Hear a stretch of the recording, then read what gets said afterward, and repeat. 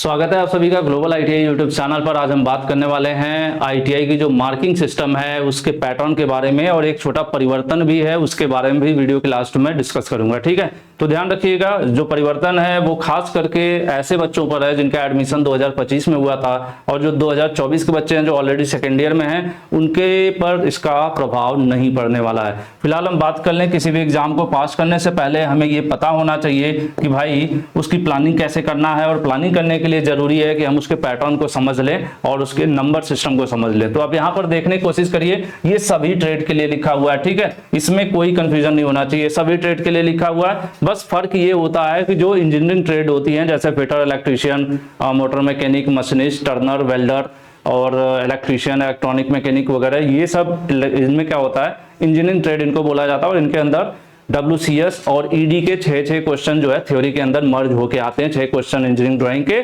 6 question workshop calculation के।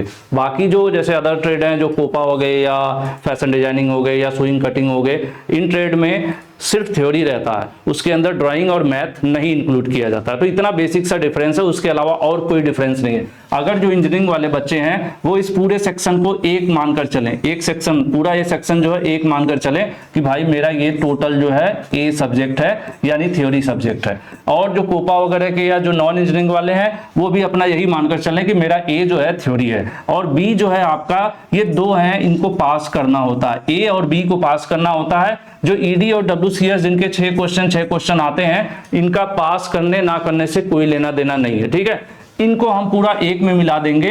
ये जो 38 है, 38 थ्योरी से और 6 क्वेश्चन इंजीनियरिंग ड्राइंग और 6 क्वेश्चन मैथ से पूछता है, जो मिलाकर हो जाते हैं 50 क्वेश्चन, और हर क्वेश्चन 2 नंबर का होता है, सब मिलाकर हो जाता है 100 नंबर का। और पास करने के लिए हमें चाहिए 33 मार्क्स। कितने नंबर चाहिए? 33 मार्क्स चाहिए हमें पास होने के लिए। अब बात यहाँ पर छोटा सा ग्लिच है, 16 क्वेश्चन अगर आप सही करोगे तो 16 दूनी 32 नंबर आएगा, और 17 क्वेश्चन करोगे तो 34 नंबर आएगा। तो 33 तो लॉजिकली आता नहीं है, बट 33% एक पासिंग का कॉन्सेप्ट है, तो इसलिए यहाँ पर 33 लिखा है। तो हम ये टारगेट लेकर चलेंगे कि हमारे जो है 17, जो ये टोटल 50 आप देख रहे हो ना 50 क्वेश्चन, तो 50 में से कम हम कितने क्वेश्चन सही करें कि पास हो जाए? तो सही करेंगे हम कितने? 17 क्वेश्चन सही करेंगे तो 17 दूनी 34 नंबर आ जाएगा, और हम इसको क्रॉस कर जाएंगे यानी पास कर जाएंगे। ठीक है, और इधर आ जाइए, एक सेक्शन ये पूरा हो गया, इस पूरे को एक ही माना जाए। ये जो है ना, इसको अलग, इनको अलग सब्जेक्ट मत मानिए, इनको टोटल को एक ही सब्जेक्ट मानिए। जिसका सिर्फ थ्योरी वाला है तो उसमें सिर्फ थ्योरी 50 आएगा, जैसे कोपा में सिर्फ 50 थ्योरी आएगा।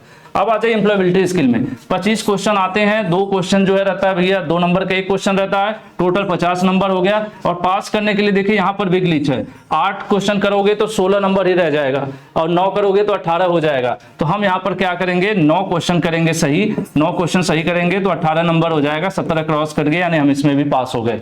तो ये मिनिमम रिक्वायरमेंट है पासिंग की। और भी चीजें हैं, जैसे प्रैक्टिकल की बात करें तो प्रैक्टिकल आपका 250 नंबर का टोटल होता है, लेकिन इसमें पास करने के लिए हमें कितना चाहिए होता है? 60%, यानी कि 150 नंबर मिनिमम चाहिए होता है। जिसको प्रैक्टिकल में ज्यादा नंबर मिलते हैं उसका ओवरऑल परसेंटेज बहुत अच्छा बनता है। इसी तरह से जो कॉलेज से सेशनल एग्जाम होते हैं, मंथली टेस्ट होते हैं, जिसको आप लोग बोलते हैं फॉर्मेटिव असेसमेंट, FA बोला जाता है, ये सारी चीजें आपके मार्कशीट पर होती हैं। और 200 नंबर का 60% पास करने के लिए मिनिमम आपको 120 चाहिए। लेकिन इनमें अगर थोड़ा मैक्सिमम नंबर मिल जाए, बहुत सी जगहों पर क्या होता है कि 240, 235, 245, 48 तक मिल जाता है, और इधर 190, 192 मिल जाता है, तो परसेंटेज अच्छी हमारी बन जाती है। तो ये तो सिस्टम आपको पहले से पता था कि जो ITI की मार्कशीट है भाई 600 की है, और यही फर्स्ट ईयर पे भी लागू रहता है और सेकंड ईयर पर लागू होता है, जो मैंने आपको पूरा सिस्टम समझा दिया। मुझे लग रहा है कि अब कोई डाउट नहीं होगा। पास होने के लिए क्या करना होगा, जो ED WCS थ्योरी वाले हैं सबको मिलाकर, मतलब आप 50 क्वेश्चन में से सिर्फ 17 क्वेश्चन सही कर लोगे तो पास हो जाओगे। और इधर बात किया जाए 25 में से सिर्फ 9 क्वेश्चन सही कर लोगे तो पास हो जाओगे। और इसमें निगेटिव मार्किंग नहीं होती, तो हमारी तरफ से सजेशन रहेगा कि हर बच्चा जितना भी क्वेश्चन है ना सब अटेंड करो। क्योंकि अभी फर्स्ट ईयर के एग्जाम देके एक लड़का आया तो मुझसे कह रहा है सर मैंने 72 क्वेश्चन कर दिया।